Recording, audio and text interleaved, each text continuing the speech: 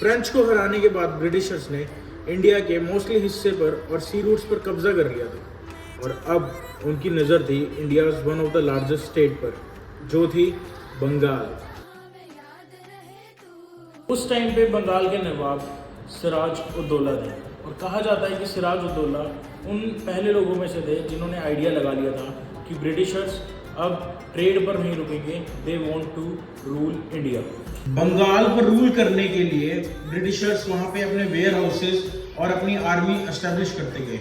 इसी चीज़ को अपोज करते हुए नवाब ऑफ बंगाल और ब्रिटिशर्स के बीच में इन 1757 में एक वॉर हुई जिसे हम कहते हैं बैटल ऑफ प्लासी।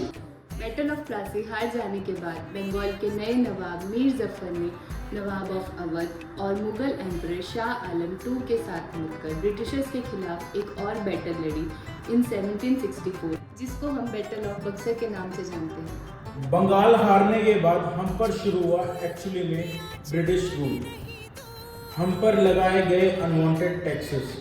कौन सा राजा कैसे रूल करेगा ये ब्रिटिशर्स तय करते थे। हमारी ज़मीनों पर क्या उगेगा ये भी ब्रिटिशर्स तय करते थे। 1757 से लेके अगले 100 साल तक ब्रिटिशर्स ने हमें खूब लूटा, खूब रूल किया।